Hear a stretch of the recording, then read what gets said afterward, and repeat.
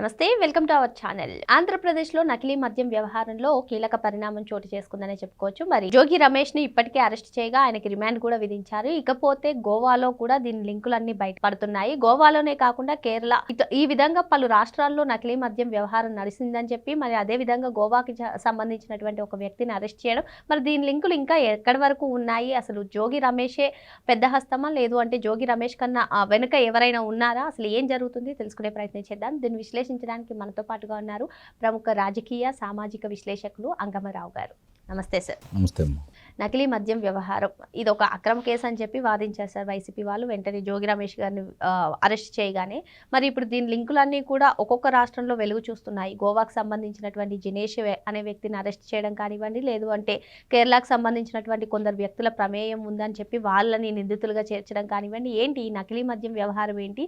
దీని లింకులు main liquor scam చూసుకున్నట్లయితే ఆఫ్రికాలో, టాంజానియాలో ఇటువంటి ఉక్కు పరిశ్రమలు పెట్టడం ఇలా జరిగింది. మరి ఈ నకిలీ మద్యం వ్యవహారం కూడా రాష్ట్రాల్లో ఉన్నది. ఏం చెప్తారు దీనిపైన? ఇప్పుడు ఈ జినేష్ అనే అతను గోవాలో ఇలా కార్యకలాపాలని చూసేవాళ్ళు, మద్యాన్ని అంటే వాళ్ళకి కావాల్సినటువంటి మద్యానికి సంబంధించినటువంటి ఈ కల్తీ మద్యానికి సంబంధించిన వాటికి అతను పర్యవేక్షణ వేరే దాంట్లో పనిచేశాడని చెప్పి వస్తూ ఉన్నాయి.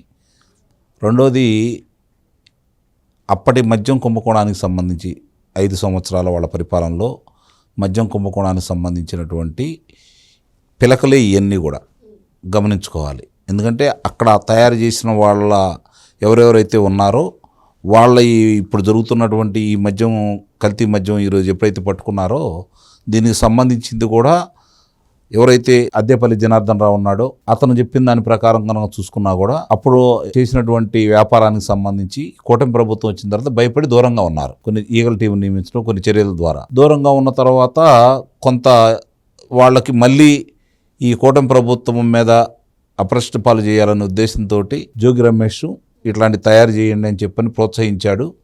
నాకు 3 కోట్ల రూపాయలు డబ్బులు ఇస్తా అన్నాడు. నేను ఆ డబ్బులతోటి దక్షిణాఫ్రికాలో వ్యాపారం చేసుకుందాం అనుకున్నాను అని చెప్పని అతను వాంగ్మూలం ఇవ్వటం కూడా జరిగింది. ఇక్కడ అతను ఏ వాంగ్మూలం ఇచ్చాడనే దాన్ని తీసి పక్కన పడేస్తే ఈ కూటమి ప్రభుత్వం ముందుగా ఈ ఒక్కొక్క అంశాలన్నీ బయటకు తీసుకొని వస్తూ నిజంగానే చాలా సమర్థవంతంగా, ఇప్పుడు వాళ్ళు ఇచ్చినటువంటి ఆధారాలతో కాదు కదా, వాళ్ళు పట్టించలేదు కదా వీళ్ళని, వాళ్ళు వెలుగు తీసుకురాలేదు కదా ఈ విషయాలని.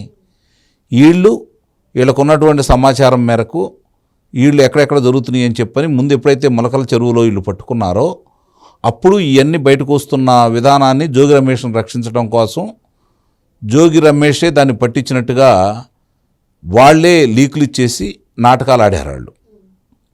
అంటే వాళ్ళ ఆధ్వర్యంలో జరిగిందనేది ఇప్పుడు అంతా ప్రజలకు అర్థమైపోతూ ఉంది. వాళ్ళు ఎన్ని రకాల నాటకాలు ఆడినా కూడా ప్రజలైతే నమ్మే పరిస్థితుల్లో లేరు.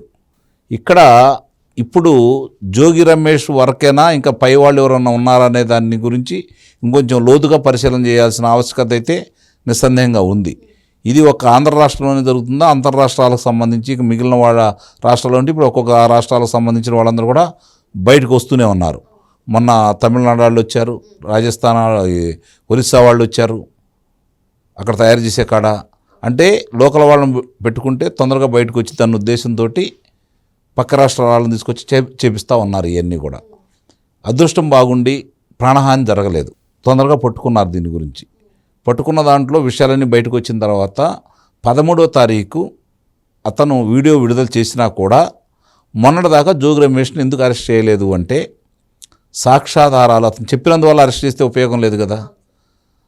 అతనికి నిజంగా దీంట్లో పాలు పంచుకున్నాడా, పంచుకుంటే ఏ విధంగా చేశాడు, ఎక్కడెక్కడ వీళ్ళు మాట్లాడుకున్నారు, ఏ విధంగా చేశారు, డబ్బులు ఏమైనా చేతులు మారినాయా, ఈ విషయాలన్నీ కూడా వీళ్ళు కూలంకుషంగా పరిశోధన చేసిన తర్వాత అతను దీంట్లో ముఖ్య పాత్రధారి అని చెప్పి నిర్ధారణకు వచ్చిన తర్వాత అతని ప్రమేయంతో అద్దేపల్లి జనార్దన్ రావు, వాళ్ళ సోదరుడు జగన్మోహన్ రావు కావచ్చు, వీళ్ళందరూ కూడా పనిచేశారని చెప్పి తెలుసుకున్న తర్వాత మాత్రమే అతను అదుపులో తీసుకున్నారు.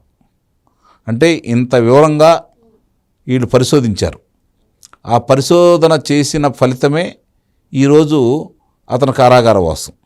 కానీ సజ్జల లాంటి వాళ్ళు బయటకు వచ్చి కేవలం వాంగ్మూలం ఆధారంగానే ఇటువంటి అక్రమ అరెస్టులు చేస్తున్నారని చెప్పి వాళ్ళు ప్రెస్ మీట్లు పెట్టి చెప్తున్నారు కదా. అందుకే నేను చెప్పింది 13వ తారీఖు విడుదలైతే మొన్నటిదాకా ఎందుకు అదుపులో తీసుకోలేదు? ఆ రోజే నిజంగా రాజకీయ కక్ష అయ్యి ఉంటే నిస్సందేహంగా కూడా మరుసటి రోజు అదుపులో తీసుకునేవాళ్ళు కదా. కాకపోతే ఇక్కడ గమనించుకోవాల్సిందంటే ప్రభుత్వం కూడా వాళ్ళ ట్రాప్లో పడుతుందేమో అన్న అనుమానం నాకు వస్తూ ఉంది. ఇది రాజకీయ కోణం అని చెప్పని షేర్ షీట్లో వాళ్ళు పెట్టారు అంటేనే అక్కడ పొరపాటు జరుగుతున్నట్టు. కల్తీ మద్యం దీంట్లో లబ్ధి పొందటానికి వీళ్ళందరూ కలిసి చేశారని పెడితే చాలా బలంగా ఉంటుంది. రాజకీయ కోణం అంటే అది డైల్యూట్ అయిపోయింది. కాబట్టి ప్రభుత్వం ముందుగా ఆ తర్వాత విచారణ చేసిన తర్వాత అన్ని విషయాలు బయటకు వస్తే న్యాయస్థానం ముందు పుట్టి ఏమైనా చెప్పొచ్చు తప్ప రాజకీయ ఆలోచన చెయ్యొద్దు.